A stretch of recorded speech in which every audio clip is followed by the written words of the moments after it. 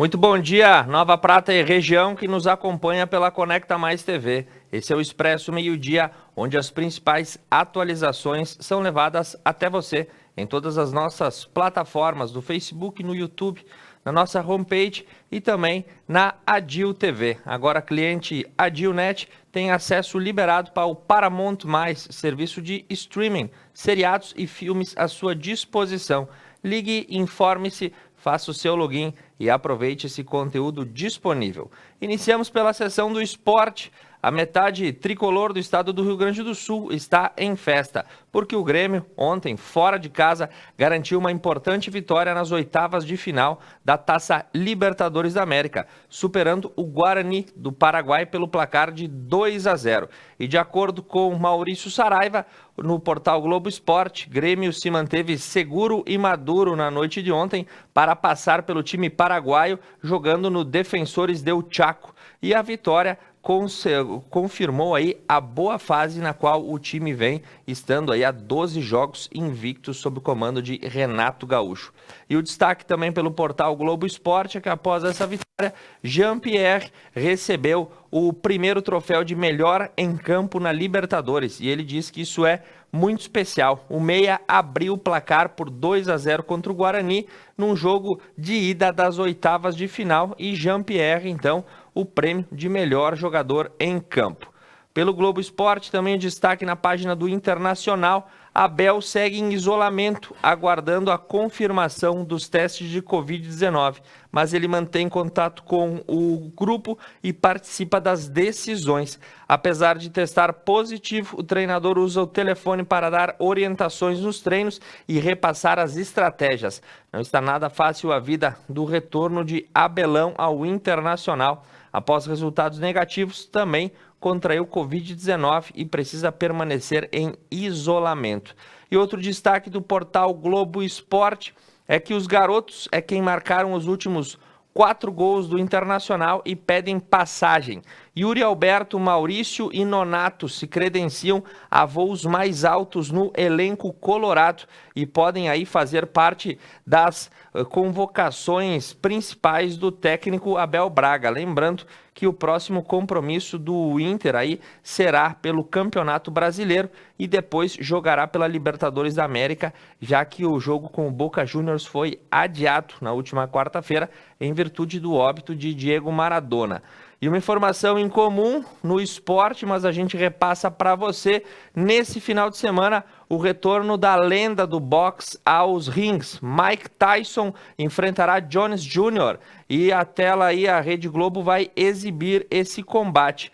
O combate abre 2 canais para transmitir ao vivo o boxe e o MMA nesse sábado. O retorno histórico de Mike Tyson ao ringue vai passar ao vivo também na TV Globo. Então, quem achava que ele não voltaria e que 2020 seria incomum, Mike Tyson, em excelente forma física, retorna aos rings para uma das lutas mais aguardadas, que pretende aí devolver glamour aos rings de boxe.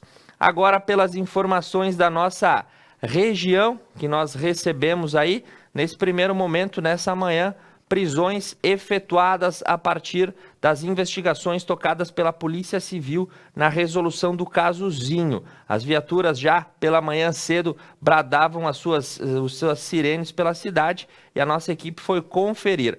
Pouco antes, Monalise Canali estava na coletiva de imprensa da Polícia Civil e teve a oportunidade de gravar uma matéria rapidinha e especial com a delegada Liliane Kran para trazer esclarecimentos para a população local sobre o trabalho que foi realizado nessa manhã, e você confere a partir de agora.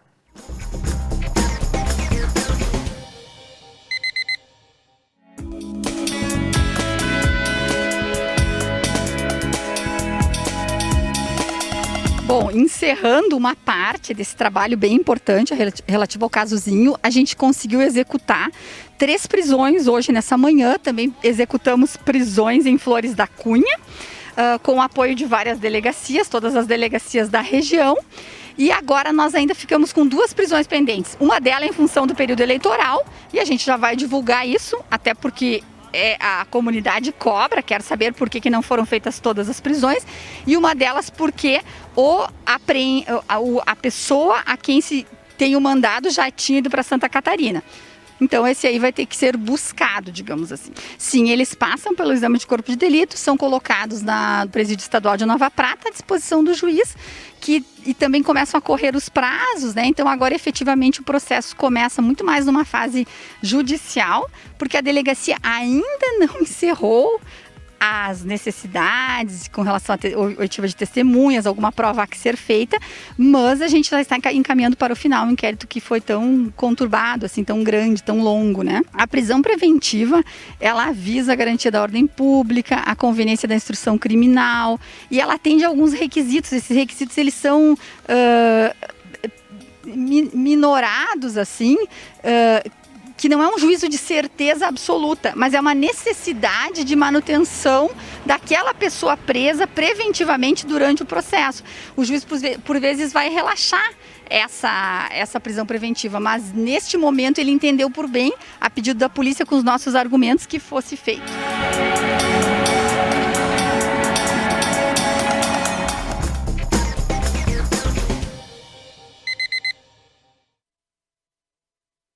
Rapidamente, a delegada Liliane trazendo esclarecimentos. 3 pessoas foram presas nessa manhã e ainda 2 aí com ordem de prisão em aberto, não aqui no município de Nova Prata, uma em Caxias do Sul e outro que deverá ser buscado em Santa Catarina. As primeiras movimentações acerca aí da resolução na esfera policial desse caso que chocou Nova Prata. E exatamente é isso que vem pelo portal Pioneiro, porque a cidade se divide entre indignação e incredulidade após o linchamento de homem. A maioria dos moradores ainda tenta entender o que aconteceu no dia 8 de novembro, quando cenas de selvageria que se arrastaram por mais de 200 metros entre a Avenida Fernando Lusato e culminaria na morte de Elias Pagnoncelli, conhecido como Zinho, e ainda indignam moradores do município com pouco mais de 25 mil habitantes que não estão acostumados a esse tipo de fato, e torçamos para que isso nunca mais ocorra, esse tipo de crime bárbaro. E aí as opiniões que o jornal Pioneiro coleta de muitas pessoas na rua também, e a gente vai desdobrando essa questão através do passar dos dias, através do trabalho da Delegacia de Polícia, e agora o inquérito segue para sua resolução judicial, prisões preventivas decretadas, as autoridades trabalhando de acordo com a legalidade. E seguindo com as informações da região, o capitel do Divino Pai Eterno recebe novas imagens sacras em Vila Flores. Isso aconteceu aí num ambiente de fé e manifestação, né, no capitel do Divino Pai Eterno, um ponto de peregrinação dos fiéis, e ele recebeu novas imagens de sacras, conforme informações do jornal Estafeta de Veranópolis, que reforçam a potencialidade do município em atrair visitantes. Pelo portal Estafeta também o destaque é que arquitetos veranenses recebem premiação em concurso nacional. Isso porque, aí com todas as dificuldades entre os meses de julho e agosto, com o apoio aí de instituições, o concurso Casa Sustentável, Cidade Sustentável, entregou premiações aí aos arquitetos de Veranópolis que receberam esse prêmio, né? 25 profissionais foram contemplados, entre eles aí o pessoal de Veranópolis que acabou recebendo. A arquiteta Joana Perufo e o arquiteto Eduardo Cielo, que foram premiados em 2 categorias. A de cidade sustentável, com o projeto Espaços Verdes como acupuntura urbana em área de interesse social, e espaços públicos com o projeto Parque Linear em área de interesse social. Parabéns a Joana e o outro arquiteto que me fugiu o nome dele, Joana Perufo e Eduardo Cielo, desculpe, a matéria correu. Parabéns aos arquitetos veranenses. Seguindo com informação, os produtores rurais de Fagundes Varela investem na captação de água da chuva. tem sido um dos projetos preocupados aí com as constantes estiagens. Os irmãos Andrei e Anderson Boschetti investiram na construção de cisternas com incentivo do município, aí no programa de impulsão agropecuária na comunidade localizada na linha São Judas Tadeu. Informação da Rádio Estúdio, que também traz para nós aí que um atropelamento foi registrado no centro de Nova Prata na noite de ontem, né? Por volta aí das 12 horas, um atropelamento de um ciclista na rua Luiz Marafon com Adolfo Schneider. O ciclista foi socorrido pelos bombeiros que encaminharam para atendimento. Informação também da Rádio Estúdio que a Brigada Militar acabou encontrando entorpecentes no interior de um veículo durante uma patrulha e uma blitz realizada no bairro Industrial.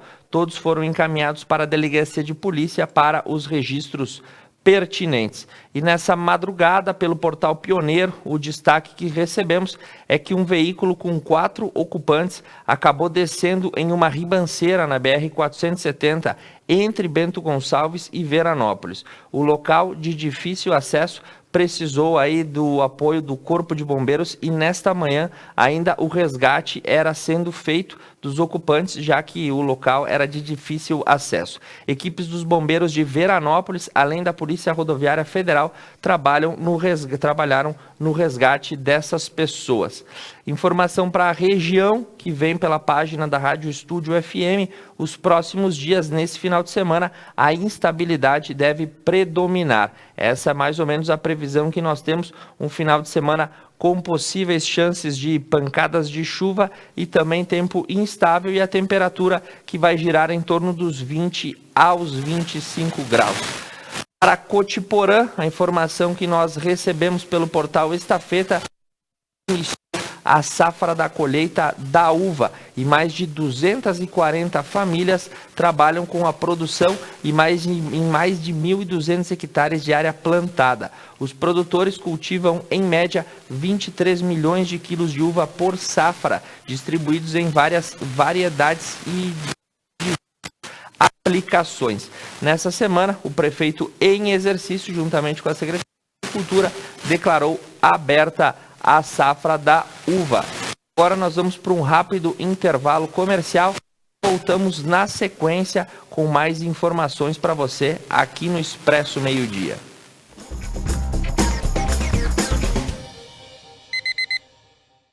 Durante os últimos meses, a Unimed tem desafiado você a mudar um hábito e encontrar a sua melhor versão. O novo coronavírus apareceu e vamos precisar do esforço de todo mundo. Por isso, a gente tem um novo desafio até tudo voltar ao normal. Fique o máximo possível em casa. Cuidar de você. Esse é o plano. Unimed.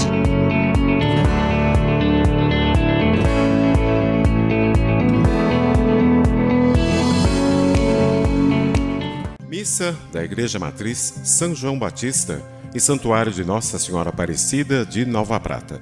Transmissão ao vivo, todos os domingos às 8 horas da manhã.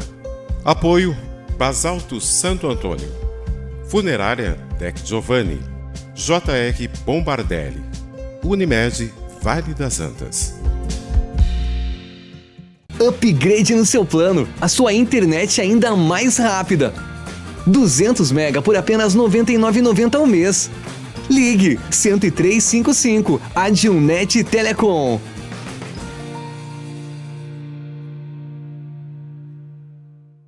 Músicas, convidados e bom humor. The Night, toda quinta na Conecta Mais.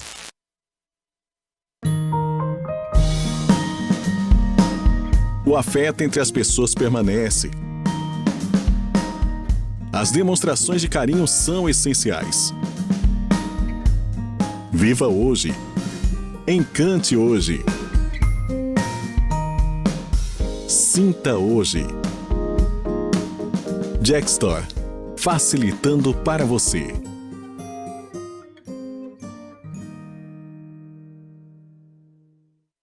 E na próxima segunda-feira, 30 de novembro, o nosso encontro marcado às 21 horas, a pauta do Entrevistas será Defesa Pessoal e Tiro Esportivo. Nós teremos convidados especiais falando sobre este tema. Te espero e te encontro na próxima segunda-feira.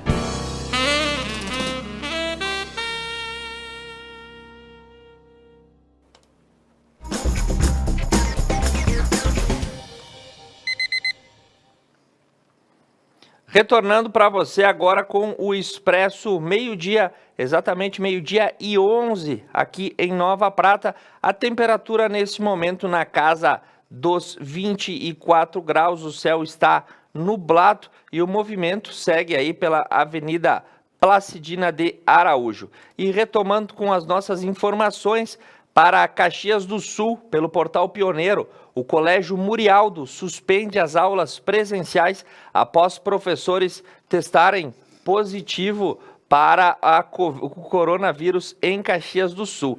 A instituição educacional manterá as aulas virtuais a partir da próxima terça-feira para a comunidade escolar. Então, aulas suspensas em Caxias, pelo menos no Colégio Murialdo.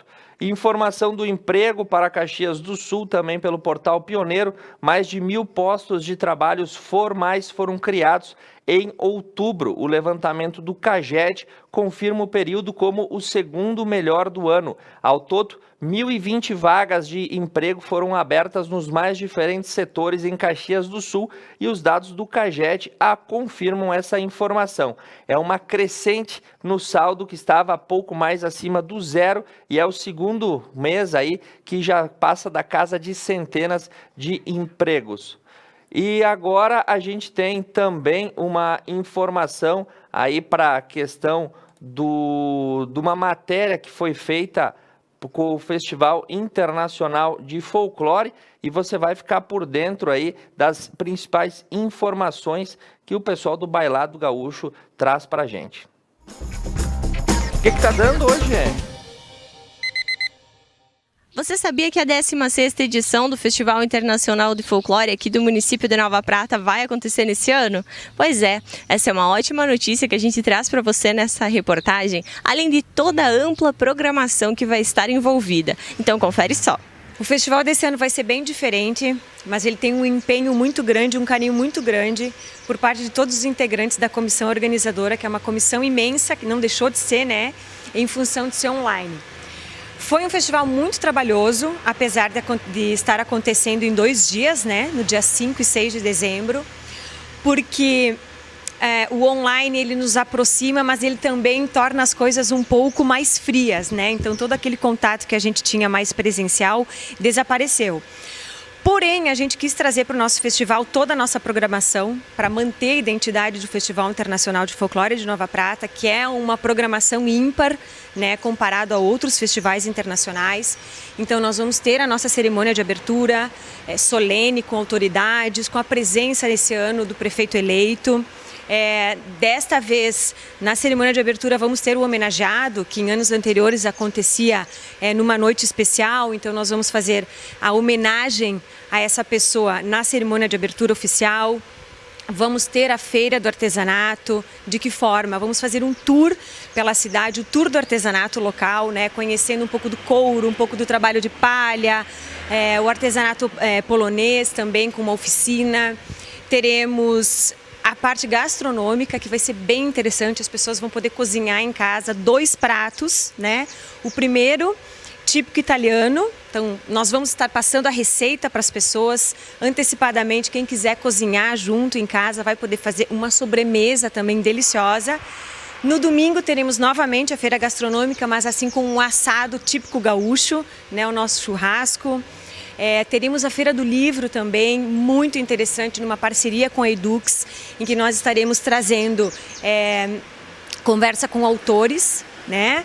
E também dicas de livros da quarentena, aqui de Nova Prata, com o Clube de Leitura.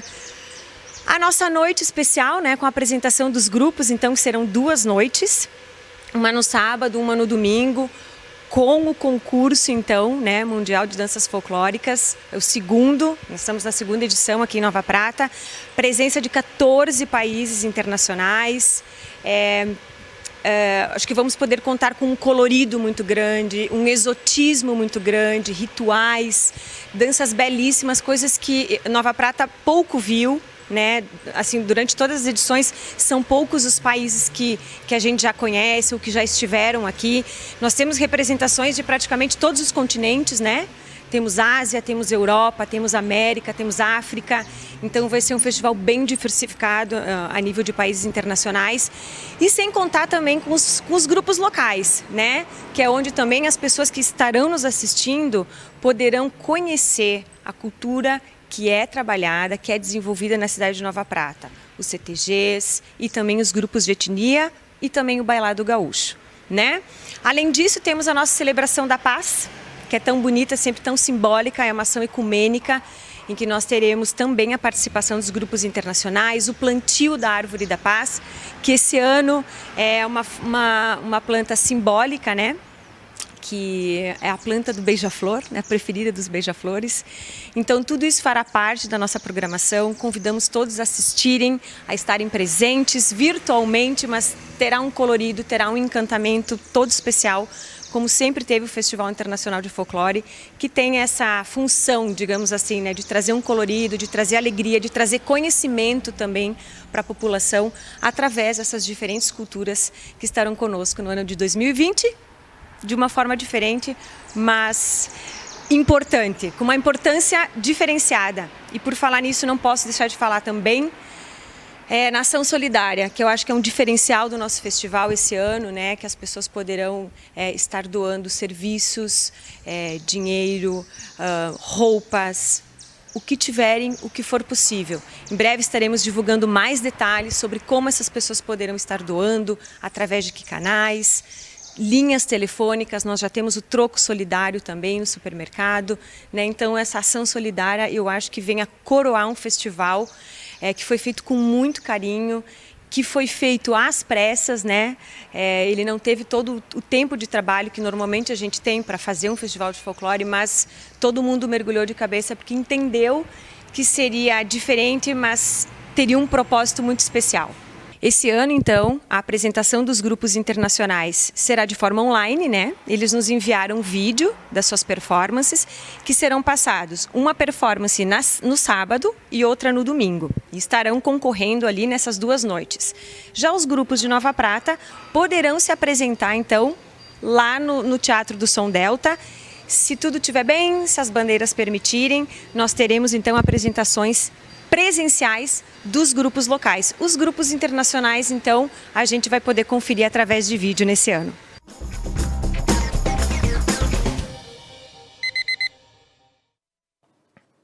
Agora sim, retornando para você, nós tivemos um pequeno problema técnico e tivemos que reparar aqui, trocar o pneu com o carro andando, porque ao vivo tem essa generalidade e dentro do possível a gente continua levando as informações para você.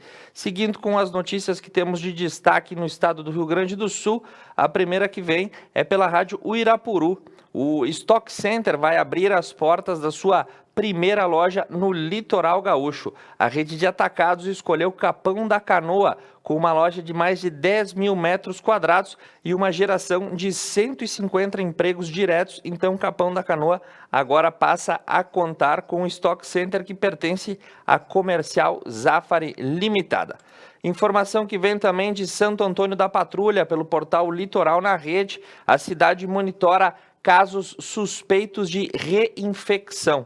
Os casos foram notificados ao Centro Estadual de Controle e Vigilância em Saúde e se estuda se de fato são casos de reinfecção. Os pacientes que teriam sido contaminados pela segunda vez, um de 65 anos e o outro de 90 anos, foram reportados para posterior análise. Trabalho da Polícia Rodoviária Federal é notícia no portal da Jovem Pan. Isso porque a PRF prende 6 quilos de cocaína e traficantes na cidade de Rio Grande. Uma quantidade expressiva de droga foi presa na BR-282 no último dia 25, quando era transportada aí em um veículo Chevrolet Prisma. A ação contou com força do núcleo de inteligência que identificou o veículo suspeito. Pelo portal do Grupo Independente, um suspeito de abigeato, que é aquele crime de furto, né, de carne de gado mediante o abate ainda no campo, foge e tenta investir contra uma viatura da Brigada Militar durante a fuga. Isso aconteceu em Fazenda Vila Nova. Um dos policiais sofreu ferimentos leves ao conter o homem, que foi com uma faca contra a guarnição, e no porta-mala ele levava a carne aí que havia sido furtada de uma fazenda nessa localidade. Informações dessa manhã que são destaque no Brasil pelo portal G1. A Polícia Federal faz operação contra grupo que pedia intervenção militar e prisão de ministros do STF. Agentes cumpriram mandados de busca e apreensão no Distrito Federal, em Minas Gerais e em São Paulo. Um dos alvos é Renan Silva Sena, demitido do Ministério dos Direitos Humanos após divulgar vídeos com ofensas às autoridades. Então, Polícia Federal cumprindo aí as ordens judiciais de prisão desses atos antidemocráticos. Informação da economia pelo portal CNN: o aluguel pode subir 25%, mas a situação econômica favorece a negociação. Isso porque o IGPM, que é o índice de inflação mais conhecido e utilizado no setor dos aluguéis para trazer aí a indexação, em novembro subiu 3,28%, um percentual aí acima do que havia sido registrado. E o avanço no último ano acumulado de 12 meses é de mais de 24%, de acordo com a Fundação Getúlio Vargas. É mais um dos índices econômicos que sofreu uma hiperinflação. A escalada aí pode forçar os preços dos aluguéis a subirem, mas o momento da pandemia deve trazer um alívio às negociações e um bom motivo para que os valores não subam de forma absurda, porque 25% de reajuste nos aluguéis é uma coisa que ninguém vai conseguir pagar em lugar nenhum. Informação: hoje é sexta-feira, hoje é dia de Black Friday, as ofertas e os descontos, e o portal CNN aponta aí que as lojas americanas promovem a maior Black Friday na internet, que aliás na rede de lojas americanas se chama Red Friday. Tudo bem, cada um escolhe a cor de acordo com a sua função logística, mas os descontos podem partir aí além dos 50%, tanto na loja física quanto no ambiente virtual. Aliás, muitas ofertas hoje são presenciadas nas lojas virtuais e as entregas vêm na sequência. Então, o consumidor que tiver municiado o seu bolso ou o seu cartão pode efetuar negociações vantajosas, mas cuidado para não se empolgar nesse momento e comprar aquilo que não é necessário. Outra informação da economia que nos traz é que o desemprego bate uma taxa recorde. A desocupação atingiu 14,6% no terceiro trimestre. Essas informações foram repassadas pelo IBGE de acordo com o PNAD, a Pesquisa Nacional de Amostra por Domicílios. Ao todo, a população desocupada aumentou de 10%, o equivalente a 1,3 milhões de pessoas, para 14,1 milhões de pessoas em relação ao segundo trimestre desse ano. Por sua vez, a população ocupada chegou ao patamar mais baixo da série histórica. Números condizentes e contrastantes, né? Nós temos aí a subida da inflação, a queda dos empregos. Isso não são bons sinais para a economia. Informação que vem pelo portal da rádio Estúdio FM: javalis voltam a preocupar produtores rurais em Santa Catarina. A proliferação dos javalis, que são conhecidos aí entre as 100 piores espécies exóticas invasoras do mundo pela União Internacional de Conservação da Natureza, são uma preocupação recorrente em diversos locais. E em Santa Catarina, os relatos aí não param de chegar, desde questão de dizimação de lavouras, como também ataques a pessoas que são relatados. O javali não tem predadores naturais aqui na América do Sul. Ele foi introduzido no começo do século XX como uma especiaria a ser criada nas haciendas uruguaias, como são conhecidas, né, pela questão da carne. A rentabilidade não foi boa e o que os uruguaios fizeram? Soltaram os javalis na natureza. Como não tem predadores naturais, eles se proliferaram pelo Brasil inteiro como uma verdadeira praga em todo o Cone Sul. E hoje o único ser capaz de abater os javalis aqui no nosso continente é o ser humano, que tem a caça liberada. Os javalis, por onde passam, causam um rastro de destruição, sejam nas lavouras, sejam nas criações de animais ou também nas propriedades. Há relatos de ataques a pessoas também em algumas localidades. Informação pelo portal CNN, final de semana, segundo turno em muitas capitais brasileiras. E um fato incomum ocorre no Recife. Isso porque uma das famílias mais tradicionais daquela cidade, a família Arraes, acabou tendo um racha e 2 primos vão disputar o segundo turno das eleições. Ou seja, de um lado estão aí o PT na disputa com Marília Arraes, que leva a esperança de voltar a governar a cidade, e do outro lado pelo PSB, no partido adversário, João Campos, que os dois são primos, na verdade, membros da mesma família, mas dividiram-se na política. Informação que nós trouxemos do portal G1 sobre um fato aí que ocorre internacionalmente e até agora não tem nenhuma explicação: as investigações coletivas que rumaram para o deserto de Utah. 2 dias após o anúncio de um esquisito objeto que foi implantado no meio do deserto, um monolito de aço, diversas pessoas se dirigiram até o local para tentar buscar aí informações delas. Contudo, até agora não se achou nenhuma informação da onde veio ou por quê. Isso aí, tem uma foto em tamanho real desse monolito que tem quase 3 metros de altura, do porquê que ele está plantado no meio do deserto. Informação do portal CNN também dessa manhã: hackers da Coreia do Norte invadiram o site da AstraZeneca, tentaram invadir os sistemas da AstraZeneca, responsável por desenvolver a vacina de Oxford. E o que aconteceu é que 2 pessoas com conhecimento do assunto afirmaram que hackers se passaram por recrutadores do LinkedIn e do WhatsApp para abordar a equipe da AstraZeneca com falsas ofertas de emprego. Em seguida, enviavam documentações e descrição dos cargos. Com isso, enviavam malwares que tentavam invadir os sistemas da empresa. Em contrapartida, pelo portal G1, o Reino Unido pede ao órgão regulador sanitário, o que seria a nossa espécie de Anvisa, que avalie quais são as vacinas de Oxford a serem utilizadas e se elas já podem passar a serem aplicadas. Os desenvolvedores receberam críticas pela falta de transparência na divulgação dos resultados dos testes.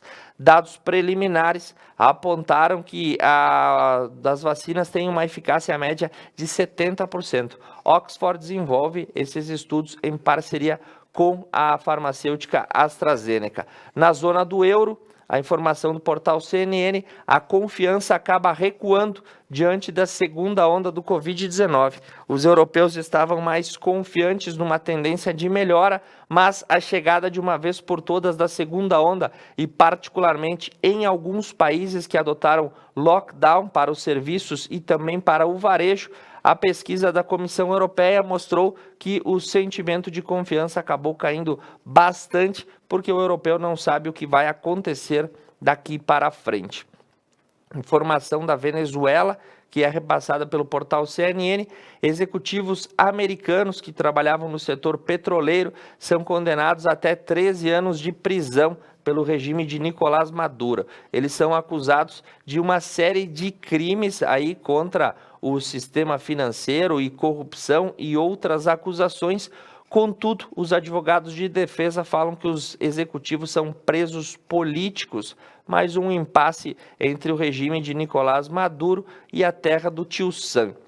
E para encerrar, falando em Tio Sam, não deixem que Biden leve o crédito pelas vacinas, porque isso fui eu. Fecha aspas. Donald Trump, após algumas semanas de silêncio, afirmou nessa última quinta-feira na Casa Branca que a iniciativa das vacinas foi do governo dele e que eventual sucesso nesse programa também é uma dádiva que deve ser creditada à responsabilidade dele. Agora, para a gente encerrar, uma notícia que entra agora, de última hora, extra pauta pelo portal NSC Total, nesse âmbito de vacinas e remédios.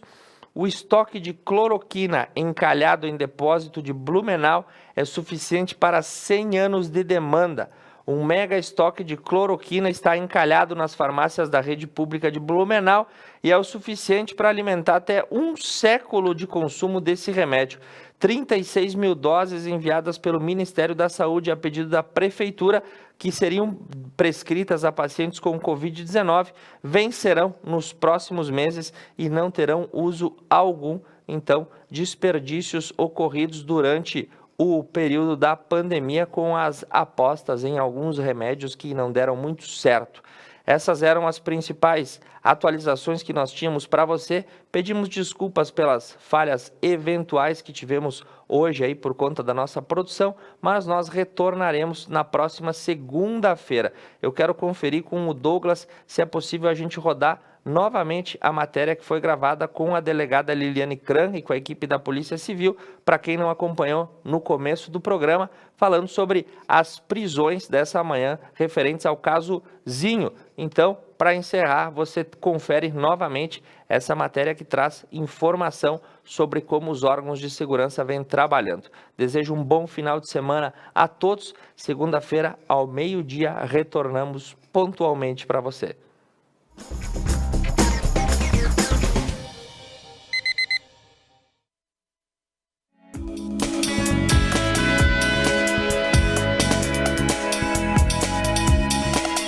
Bom, encerrando uma parte desse trabalho bem importante relativo ao caso Zinho, a gente conseguiu executar 3 prisões hoje nessa manhã. Também executamos prisões em Flores da Cunha, com o apoio de várias delegacias, todas as delegacias da região.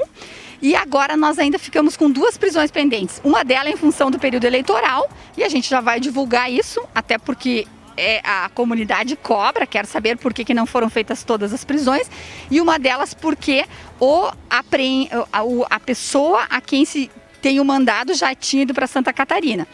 Então esse aí vai ter que ser buscado, digamos assim. Sim, eles passam pelo exame de corpo de delito, são colocados no Presídio Estadual de Nova Prata, à disposição do juiz, e também começam a correr os prazos, né? Então agora efetivamente o processo começa muito mais numa fase judicial, porque a delegacia ainda não encerrou as necessidades com relação à oitiva de testemunhas, alguma prova a que ser feita, mas a gente já está encaminhando para o final um inquérito que foi tão conturbado, assim, tão grande, tão longo, né? A prisão preventiva, ela visa a garantia da ordem pública, a conveniência da instrução criminal, e ela atende a alguns requisitos. Esses requisitos, eles são minorados, assim, que não é um juízo de certeza absoluta, mas é uma necessidade de manutenção daquela pessoa presa preventivamente durante o processo. O juiz, por vezes, vai relaxar essa prisão preventiva, mas neste momento ele entendeu por bem, a pedido da polícia, com os nossos argumentos, que fosse feito.